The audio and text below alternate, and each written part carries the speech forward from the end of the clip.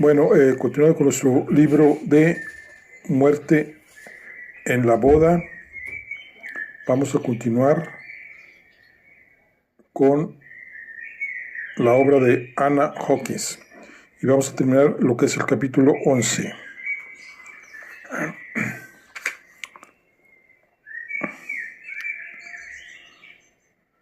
Sí, eso podría ser, continuó Austin. Después, y a su debido tiempo, sube a su cuarto, donde se cambia de ropa. Por fin está solo, alejado del bullicio que le rodeaba.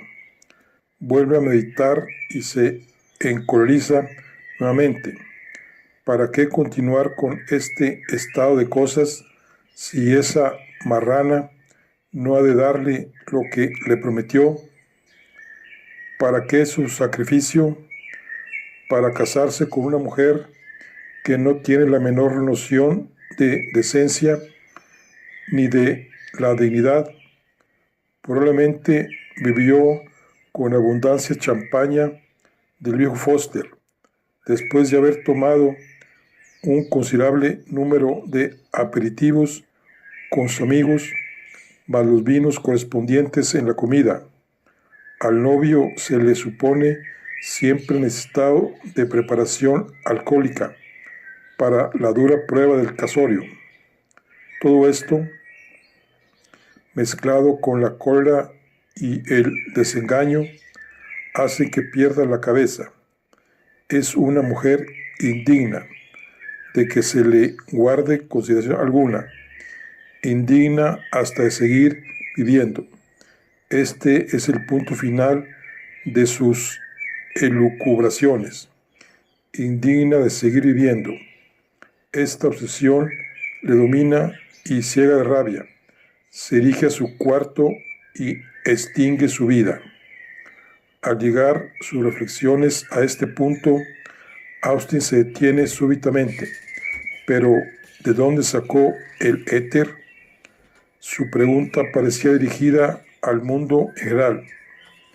Después de unos segundos de devanarse los sesos, buscando la respuesta, reanudó su marcha. Era de ella, se dijo a sí mismo.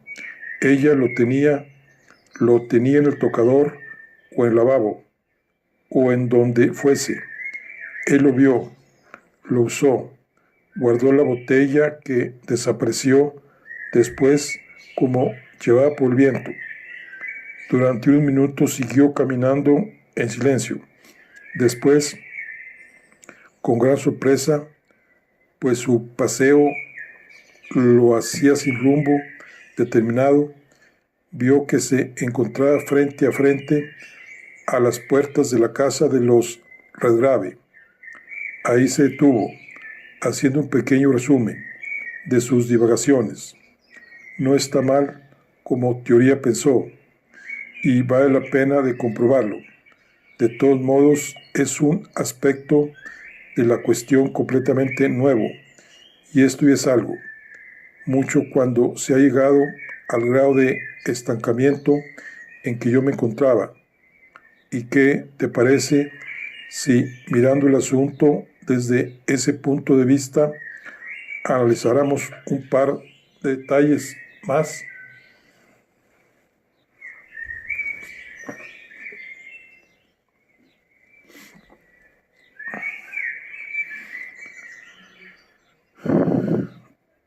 Extendió el brazo para descorrer el pasador de la puerta de la verja, pero detuvo su acción y se quedó tenso. ¿Por qué no?, se preguntó a sí mismo, lleno de rabia. ¿Por qué no? Pensó intensamente, olvidándose de nuevo de todo cuando le rodeaba, del mundo entero, menos de la idea que, como el impacto de una bomba, acaba de herir su cerebro. Durante un tiempo apreciable, siguió pensando, ensayando, probando. Pareció llegar al fin a una conclusión y se decidió a penetrar en la casa. Con gran sorpresa, no exenta de alegría, a nadie encontró en el vestíbulo y pudo llegar sin obstáculos al teléfono. Desde este punto, la suerte pareció abandonarle. Necesitaba hablar con urgencia al superintendente Evans, pero este parecía haberse desvanecido como el humo. Había salido de la estación de policía, casi pisando los talones de Austin cuando éste lo hiciera, y no dejó referencia del lugar a donde se dirigía. Austin llamó sin éxito a diferentes lugares. Al fin, hubo de renunciar a su búsqueda y contentarse con dejar notas en cuantos sitios creyó conveniente para que, al ser localizado Evans, y esto había de ser antes de las 11 de dicha noche, le llamara. En otro caso, se serviría venir lo más temprano posible a la mañana siguiente. Pero el tiempo señalado, sin que nada se supiera de Evans, Austin, disgustado por la pérdida de tiempo, decidió retirarse e intentar un descanso sobre el que tenía serios temores. Probó disipar sus preocupaciones, sin conseguirlo, y la noche transcurrió en una prolongada vigilia interrumpida solo por breves y espaciados momentos de reposo. No era esta su costumbre, porque renegaba y vociferaba contra sí por haber dejado llevar de sus nervios.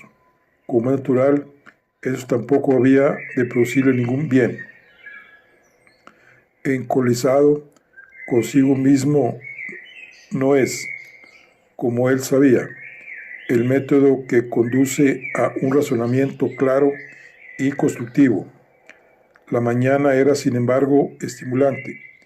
Los efectos de una noche inquieta pronto desaparecieron ante la contemplación de un cielo de purísimo azul pálido y de un aire vigorizante que llenaba a raudales sus pulmones. Cuando llegó el superintendente Evans, Austin era de nuevo hombre alerta y de rápida concepción. Superintendente, le dijo sin preámbulos y acompañado de una benévola sonrisa, estoy fracasando de una forma inconcebible. Creo que empiezo a chochear. Me he comportado como un cándido principiante, haciendo cosas que siempre he condenado en los demás.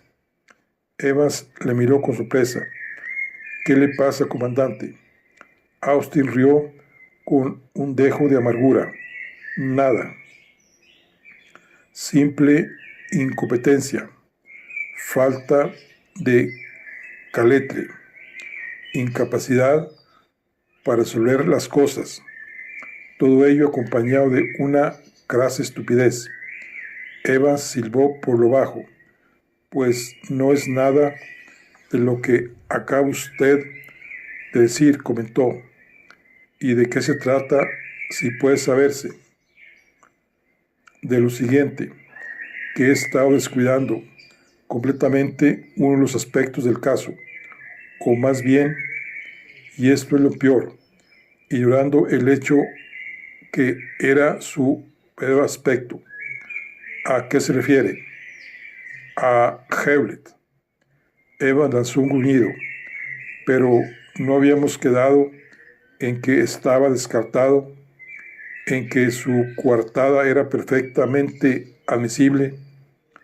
A eso es a donde voy a parar, a que la aceptamos con demasiada ligereza, sin preocuparnos grandemente en tratar de desbaratarla.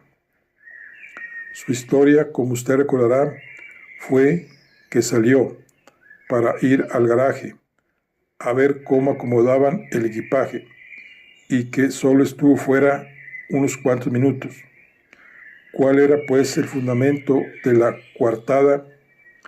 Mucha gente, incluyendo a Bedford, aseguraron haber visto durante casi todo el tiempo que duró la recepción. Como recordará, fue más o menos lo que todos dijeron unos de otros, lo cual, según decidimos en aquel momento, nada significaba. Conforme fue admisión espontánea de Hewlett la de que saliera para dirigirse al garage. De otro modo, nunca nos hubiésemos enterado. Concedido. Entonces, no le dimos ninguna importancia a su declaración. Pero, ¿y ahora? Creo que necesitamos nuevas confirmaciones. ¿No le parece? Sí. Quiero interpretarlo en el sentido de que, en vez de dirigirse al garaje, se dirigió escalera arriba. ¿Es así? Eso mismo. Escalera arriba, hacia el garage. Y después, vuelta a la casa por el mismo camino. Su declaración dice que salió después de haber sido cortado el pastel. Evans hizo la siguiente consideración. Lo que usted quiere decir es que pudo haber subido y matado a Jen en vez de haber ido al garage. Esa es la idea general. Pero, ¿cómo puede usted probarlo? Esto es lo que hemos de concretarnos ahora. Debemos reformar de nuevo nuestras conclusiones y volver al punto de partida. Hewlett y todo cuanto a él se refiera debe ser reinvestigado. Esa coartada debe ser estudiada, desmenuzada, analizada y todo cuanto se pueda hacer con ella para que lleguemos a la convicción, sin el más ligero asomo de duda, de la imposibilidad de que, sin ser advertida su presencia, pudiese haber subido a las habitaciones de Jen y haberla asesinado. Después, hay que profundizar un poco más en su pasado. Debemos reorientar nuestras ideas acerca de él. Evans pareció dudar, pero ¿cómo? Austin se puso en pie y empezó a pasear por la habitación mientras hablaba, en la siguiente forma. Principiamos por aceptar la idea de que Hewlett podía probar la coartada sobre el tiempo en que se cometió el crimen, de que tenía un pasado sin mácula, de que no había tenido asociación previa con Jen y por tanto de quien no tenía motivo alguno para desear su muerte. Ahora debemos considerar todo esto mirándolo desde un punto de vista diferente. Debemos considerar ahora que pudo haber sido el hombre con quien ella pasó aquella luna de miel clandestina. Esperemos que esto lo resuelva el Char de un modo u otro, y que, por tanto, pudo haber motivos para la comisión del asesinato. ¿Qué motivos podría haber? Austin se encogió de hombros. Venganza. Amores contrariados. ¿Quién sabe? Pudiera ser que ella intentase algún chantaje, de haber sido Hewlett uno de sus amantes. Esto parecía haber tomado carta de naturaleza en sus costumbres. Ahora, con respecto a la coartada, hay que volverla a analizar detenidamente. Como usted recordará, aceptamos la palabra de Bedford y la de alguien cuyo recuerdo lo considero confuso en estos momentos, de que Hewlett había estado siempre a la vista de uno u otro toda la tarde. Entonces nos parecieron aceptables esas declaraciones, aunque reconocíamos, y de eso usted también se acordará, que las que hacían referencia a quién vio a quién y cuándo no eran en realidad terminantemente Pero ¿cómo, por otra parte, aceptamos la evidencia de que Howlett carecía de motivos? Dejamos las cosas como estaban. Ahora no podemos dejarlas. ¿Y qué es lo que vamos a hacer?, preguntó Evans. Reconsiderarlo en forma diferente. Ignorar el testimonio de los invitados a la boda y hacer preguntas a gentes completamente nuevas, a jardineros, a choferes, a criados, y así sucesivamente, a cualquiera que pudiese haber estado por los alrededores del Place en aquella tarde, pero no en la recepción.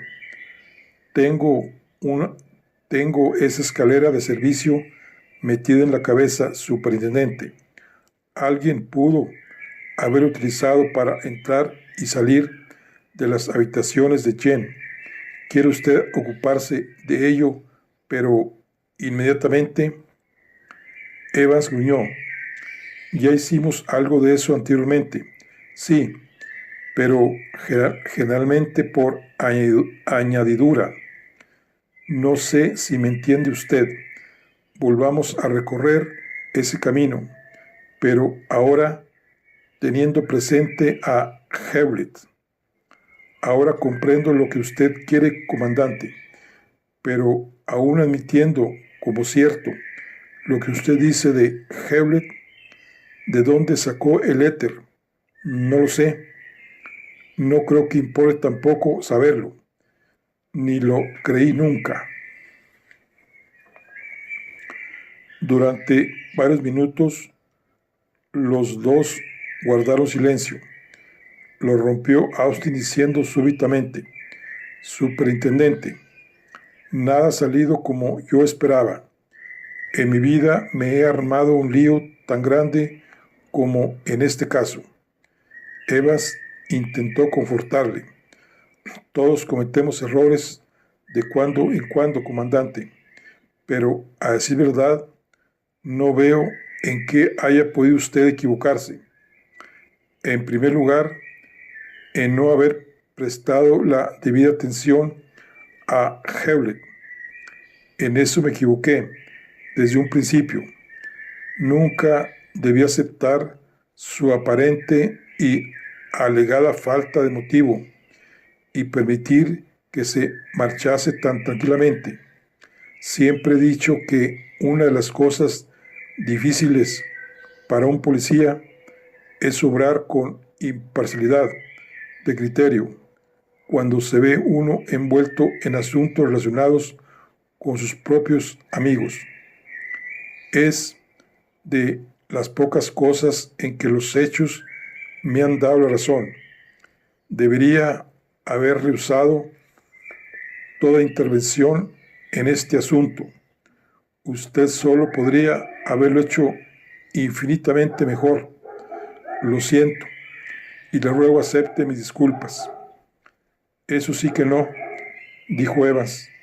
Nunca hubiera sabido llevarlo por mi propia cuenta. De todos modos, creo que está usted ahora sobre la verdadera pista. No por esfuerzo mío. Me lo han dado todo hecho. Austin parecía amargado. Por mí no hubiera sabido distinguir entre un huevo y una castaña. Pero ahora sí, ojalá. Evans se echó a reír. Ánimo, comandante. Tengo el presentimiento de que se acercan grandes acontecimientos. De todos modos, voy por lo mío. Le telefonaré tan pronto como tenga algo que comunicar. Austin pasó el resto del día en un estado de inquietud y malestar. Odiaba la inacción al estar sobre una pista, especialmente cuando, como en estos momentos, el agua parecía querer entrar en ebullición. Hubiese querido intervenir directamente en las investigaciones que se estaban llevando a cabo, pero no dejaba de comprender cuán fútil hubiera sido al hacerlo. había telefoneado a Scotland Yard para que profundizara más en el pasado de Hewlett. Evans investigaba el ángulo local y ninguna interferencia habría de mejorar sus respectivos trabajos. Todo lo que ahora podía hacerse era esperar los resultados y analizar mentalmente una y otra vez la idea de que Hewlett pudiese ser el verdadero asesino de Jane. Naturalmente, nada podría rebasar los límites de la conjetura y él lo sabía. Tan fácil sería en estos momentos plantear la inocencia como la culpabilidad de Hewlett. No había hechos en que basarse, sino meramente suposiciones, peros y consideraciones. Y una buena labor policíaca no podía sustentarse sobre tan frágiles fundamentos. ¿Qué es lo que en realidad sabía él acerca de la vida de Philip Hewlett? Simplemente que frecuentaba el mismo grupo de amigos de Jens, pero que al decir de él, sus relaciones con ésta no pasaron de ser superficiales, que era un amigo de la familia Belfort y que su vida presente y pasada parecía intachable y desprovista de espectacularidad. Si todo esto fuese verdad, como Austin en un principio aceptó, no hubiera habido razón alguna para sospechar de Hewlett. Ahora, sin embargo, y siguiendo el proceso de eliminación, cabía la posibilidad de poder considerarle como presunto asesino de Jane, siempre y cuando se demostrase la vulnerabilidad de su coartada. Podía ser el desconocido amante con quien ella pasó la semana en el Devonshire y de su aparentemente intachable pasado podía surgir algo que diera la clave de un posible chantaje por parte de Jean. Austin recordaba que cuando por primera vez se entrevistó con Hewlett, esto fue poco después del suceso, se encontró nervioso y poco comunicativo y se aventuró a suponer que estuviese ocultando algo. Sin embargo, su comportamiento subsiguiente y lo inocente de su porte hicieron disipar poco a poco esa idea. Austin se recriminaba amargamente por su facilidad en aceptar todas estas apariencias. A medida que el día avanzaba, crecía su impaciencia por recibir el informe adicional del Charles. Si viniese una prueba, o aunque solo fuese una suposición razonable de que Hewlett fue uno de los amantes de Jane, la cosa cambiaría de aspecto. Si por casualidad Andrea recordase la persona a quien viera la tarde de la boda en el piso en que estaban las habitaciones de Jane, por fin, a última hora de la tarde, una pequeña luz vino a iluminar las tinieblas que le envolvían. No lo brillante que él hubiera deseado, pero siempre mejor que la impenetrable oscuridad. En C y D del Devonshire llamó el C&D del Devonshire llamó por teléfono. Siguiendo instrucciones de Scotland Yard, consiguieron localizar el hotel en el que Jen se detuvo. No se había engañado a Austin en sus pronósticos. Era el hotel más grande de Torquay. Retratos de Jens habían aparecido en toda la prensa gráfica, tanto antes de la boda como después del asesinato, y muchos del hotel recordaban su estancia en él. No era Jen persona fácil de olvidar. Un camarero y una sirvienta estaban dispuestos a atestiguarlo bajo juramento. Con respecto al hombre que la acompañaba, ya la versión era más vaga, una descripción imprecisa, que lo mismo podría haber correspondido a Hewlett que a otro cualquiera. Pero, por otra parte, había un camarero que estaba dispuesto a jurar haber oído a Jan llamar a su marido Philip. Es verdad que Philip era un hombre bastante corriente, pero tomándolo todo en consideración, parecía lógico resumir que el Philip en cuestión, un oficial vestido de uniforme, según indicación de los del hotel, y cojeando ligeramente, según creyeron observar, muy bien pudiera ser nuestro escurridizo capitán Hewlett. De todos modos, aun como mera suposición, ofrecía todo ello suficiente fundamento para una acción suplementaria, y Austin dio las correspondientes órdenes al efecto. Hewlett notificó al Yard debía ser visitado por un agente del CID y sometido inmediatamente a un escrupuloso y enérgico interrogatorio. Le hubiera complacido poderlo haberlo hecho personalmente, pero no era en realidad factible. El ir a Londres supondría retraso y pérdida de un tiempo preciso. Hewlett debía ser interrogado en el acto y después vigilado constantemente. Si fuese culpable, podría alarmarse de súbito e intentar la fuga, cosa frecuente en criminales y muy especialmente en hombres de su tipo. Estos aparecen a menudo confiados y tranquilos, creyendo que las sospechas no pueden recaer sobre ellos.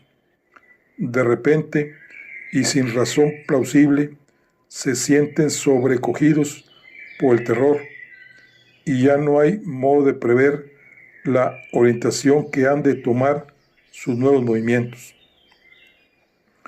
Creyó pues Austin que lo mejor era dejar al Yard la solución de la trama londinense. Estando en este punto sus meditaciones, entró Andrea, y su sola vista hizo que el corazón le diera un salto. Algo le decía en su interior que la crisis estaba cercana. Tan pronto como ella lo vio, dijo: Williams, me alegro que estés aquí. Tengo algo más que decirte. Vamos donde nadie pueda molestarnos. La siguió en silencio hasta el estudio del coronel, donde ardía una resplandeciente lumbre. Se alegró de ello, porque acaba de invadirle un inesperado frío.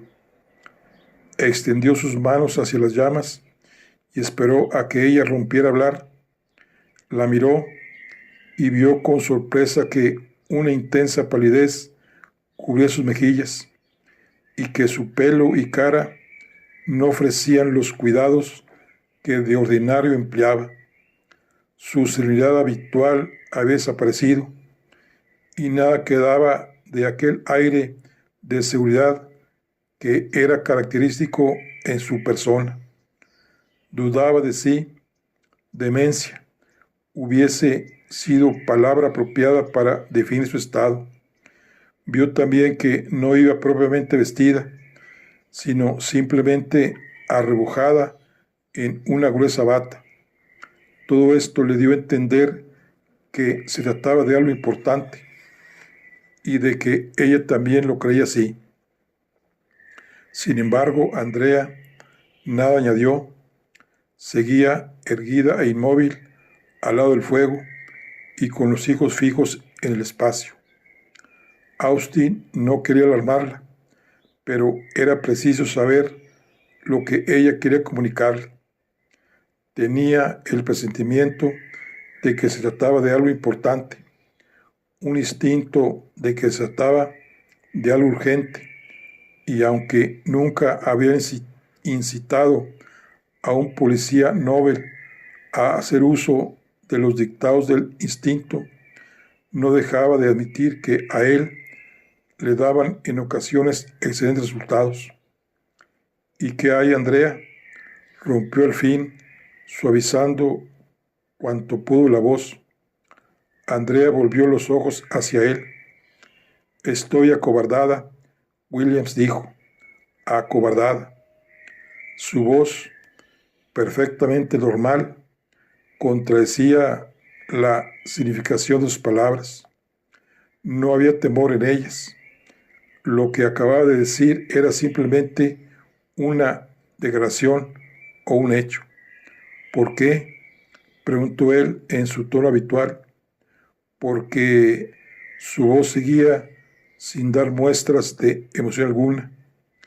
Yo sé quién mató a Jen. Austin aspiró el aire con fuerza. Pero, ¿por qué estás acobardada? Porque preferiría no saberlo. Porque sé que debería decírtelo, pero no quiero ser yo quien envía a un hombre al cadalso. Pero él mató a Jen, le recordó con dulzura, para no arrancarla bruscamente de su estado de ensimismamiento. Lo sé, mujeres como Jen convierten a los hombres en asesinos. No es culpa de ellos. No, Austin hizo una pausa, después prosiguió. ¿Quién fue?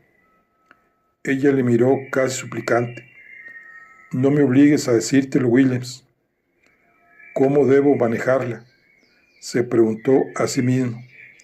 Jamás la he visto así. No debo asustarla.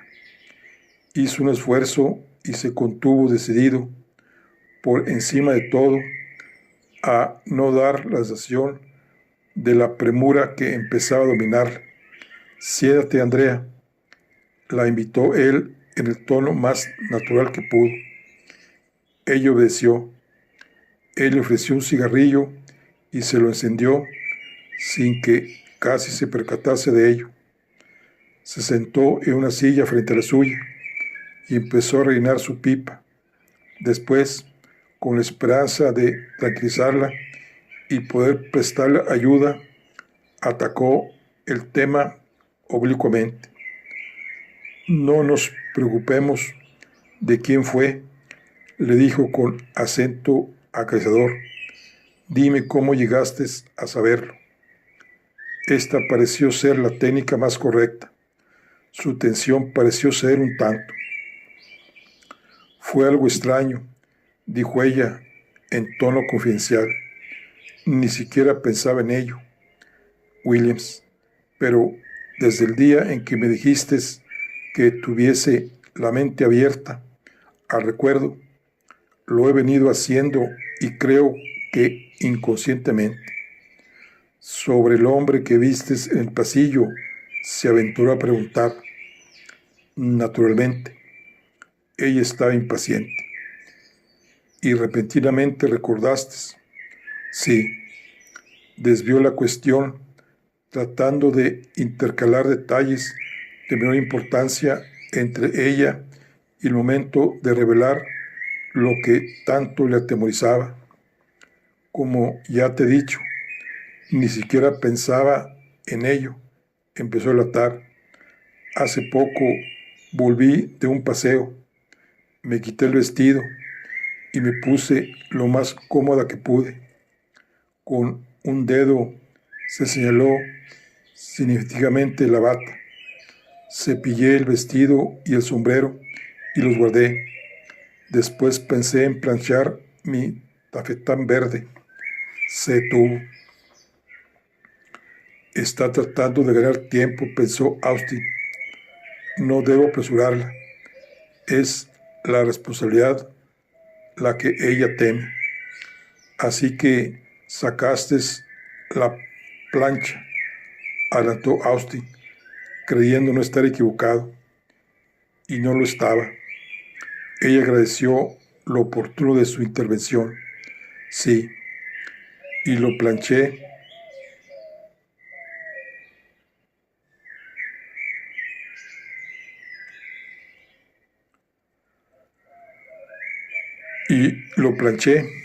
De repente me acordé que había guardado el vestido negro, el mismo que llevé en la boda de Jen, sin haberlo planchado. Supongo que fue la excitación lo que me hizo caer en ese descuido, añadió como explicación. Acostumbro dejar siempre mis prendas dispuestas para cualquier otra ocasión. La plancha estaba todavía caliente, así es que decidí aprovechar la oportunidad que se presentaba de poder corregir mi olvido. No sé por qué, pero en el momento de poner el vestido sobre la mesa, mis pensamientos parecieron retroceder sin esfuerzo alguno por mi parte. No es que en realidad estuviese pensando, estaba yo tarareando inconscientemente la marcha nupcial. Luego me fijé que había un poco de polvo de la cara adherido a una de las hombreras y me dispuse a cepillarlo. De repente miró a Austin como solicitando de un poco de comprensión. Tú sabes que hay cosas que te hacen recordar otras, ¿verdad, Williams? Pensé. Descuidada criatura, ¿cómo es posible que no vieras esto? Te lo digo porque detesto a las mujeres que dejan caer polvo sobre sus ropas y no se apresuran a limpiarlas. Y mientras cepillaba, recordé que había desparramado aquellos polvos al arreglarme la cara en el cuarto de baño de aquel primer piso. No había cepillo e intenté sacudírmelo con un pañuelo. Después se detuvo y lanzó violentamente al fuego el cigarrillo que hacía rato estaba apagado entre sus dedos. Después todo volvió a mi memoria, dijo. Hubo una larga pausa que no se atrevió a romper. Ella respiró profundamente. Por fin exclamó con voz concentrada. Vi todo lo que ocurrió. De nuevo se detuvo y él esperó. Salí del cuarto de baño y encendí un cigarrillo. En el momento de alumbrar el fósforo, vi a un hombre de uniforme. Su espalda estaba vuelta hacia mí. Recuerdo que me fijé en sus hombros. Llevaba insignias de capitán. Me temo que la imagen de Beau llenaba todo mi pensamiento. No quería encontrarme a solas con él, mucho menos hablarle. Permanecí quieta un instante, haciendo ver que el cigarrillo no quería encenderse. Encendí otro fósforo. Creo que oyó el ruido que produjo al rasparlo contra la caja. Se medio volvió y aún creo que me miró. Yo seguí encendiendo el cigarrillo. Williams, le vi. Le veo ahora mismo. Tenía un pañuelo en la mano. No sé por qué, pero me acuerdo perfectamente. Lo estaba metiendo apresuradamente en el bolsillo. Esto no quiere decir nada, entonces, pero cuando hace un momento vino a mi memoria, comprendí toda su significación. Me di cuenta también de la puerta de donde venía, del cuarto de Jen, preguntó Austin suavemente. Ella sintió con un gesto. Sí, creo que sí. Me parece que debió de ser de ahí. Después se dirigió rápidamente a lo largo del corredor. No bajó la escalera, no la de la fachada delantera, seguramente en dirección a la escalera de servicio, lo supongo. Y después, digo casi suplicante, no volví a pensar en ello, hasta hoy, en que todo volvió a mí con claridad. Él titubeó una fracción de segundo. ¿No era Badford, Andrea?, preguntó con toda la corrección debida. Ella perdió el conocimiento. No hizo aspavientos ni manifestó conmoción alguna. Se deslizó suavemente de la silla al suelo y ahí quedó inmóvil. Al comandante e inspector jefe Austin se le podían suponer conocimientos en la práctica de una primera cura que aplicó, aunque sin resultado satisfactorio, pues no consiguió hacerla volver en sí.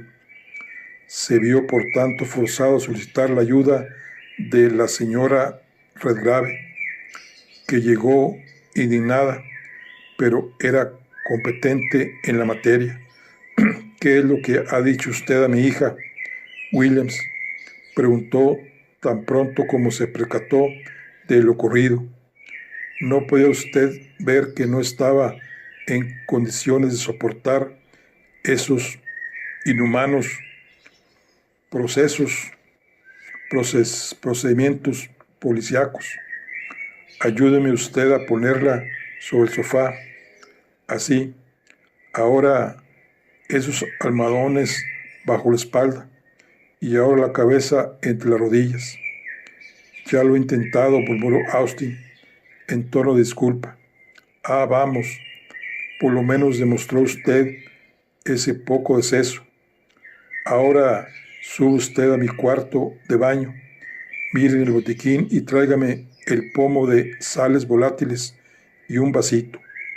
Subió y bajó los peldaños de la escalera de dos en dos, trayendo lo requerido por la señora Redgrave.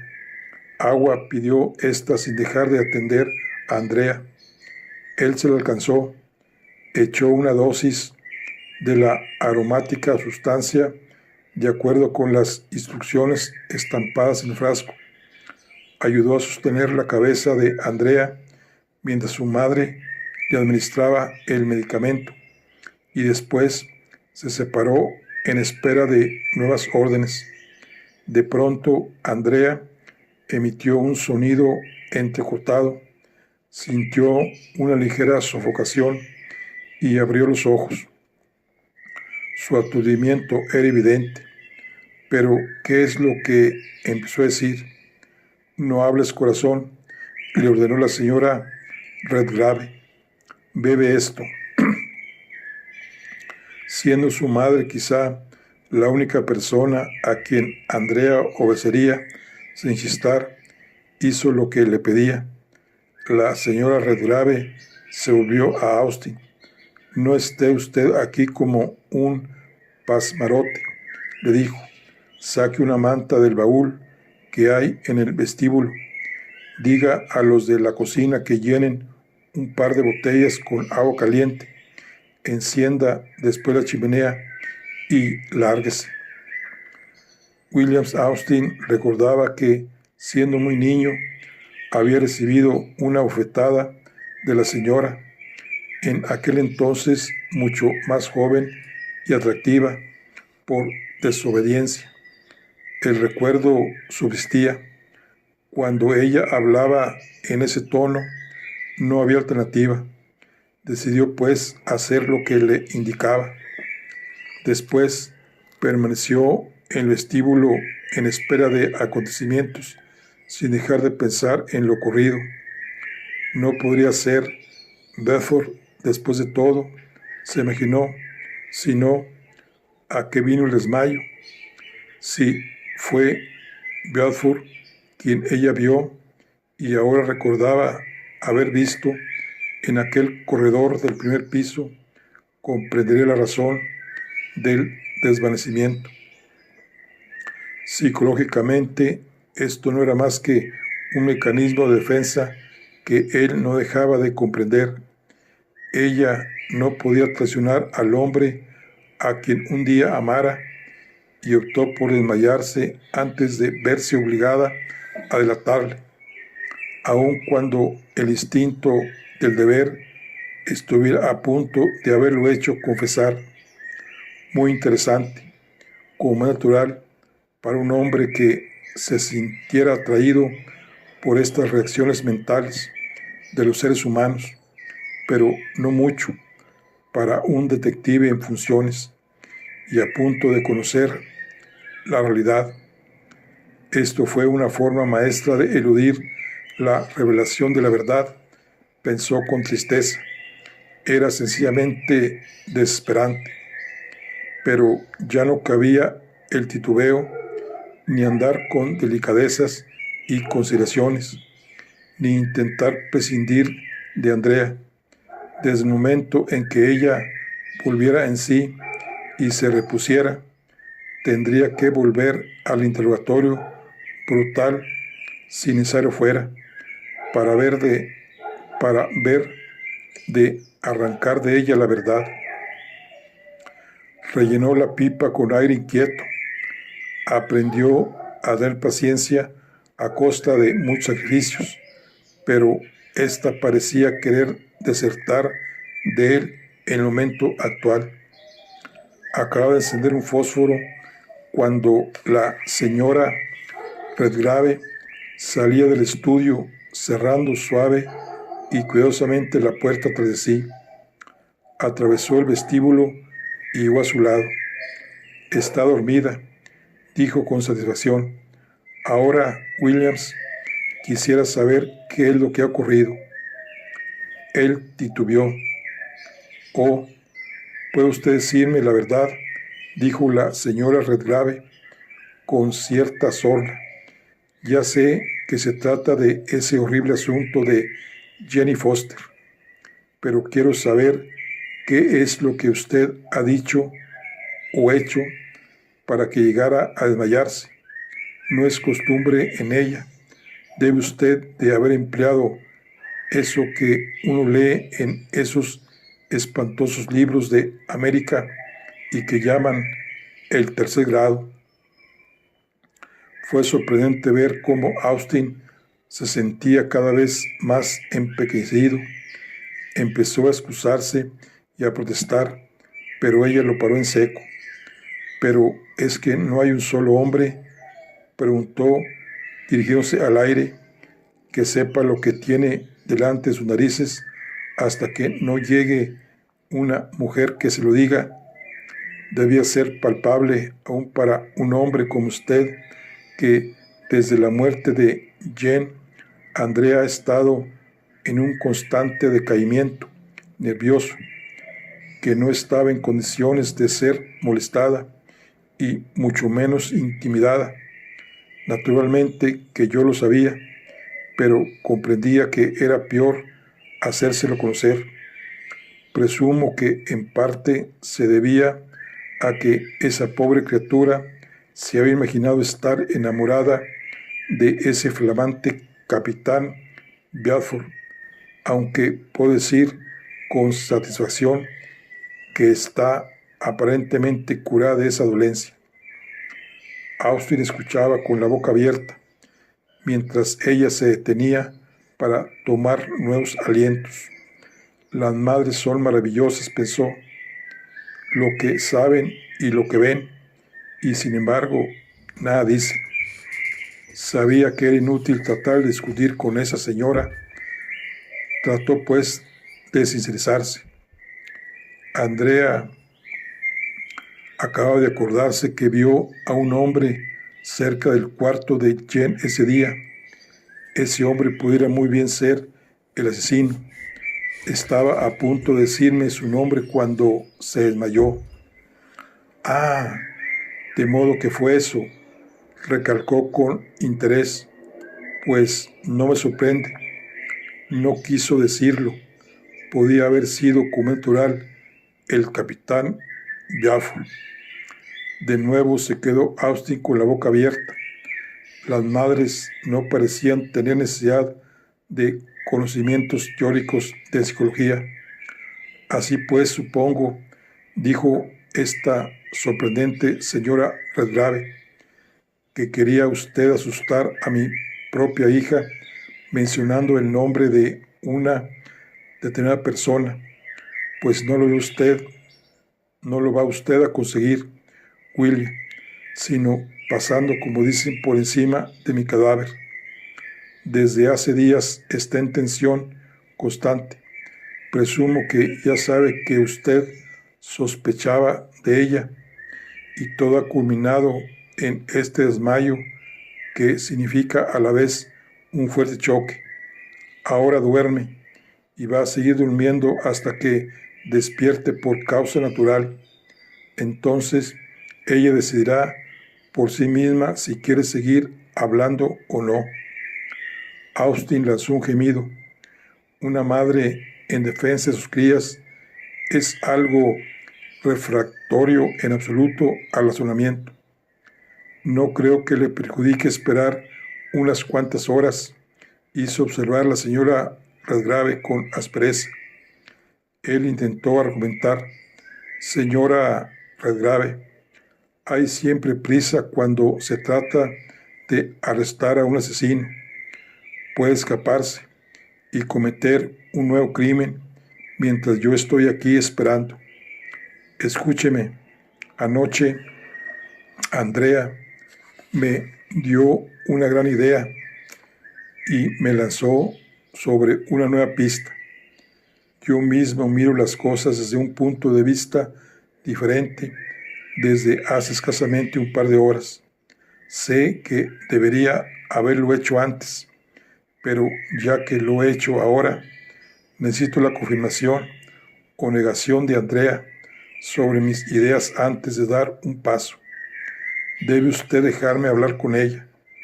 La señora Redgrave movió negativamente la cabeza. No, Williams. Cualquier pena podría acarrearle serias consecuencias, y su salud es para mí mucho más importante que ese asesinato de los demonios.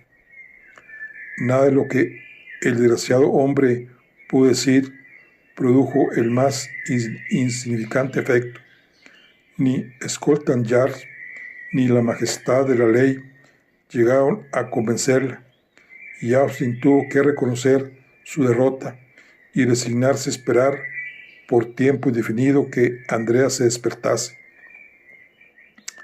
Afortunadamente, no se vio obligado a guardar una completa inactividad.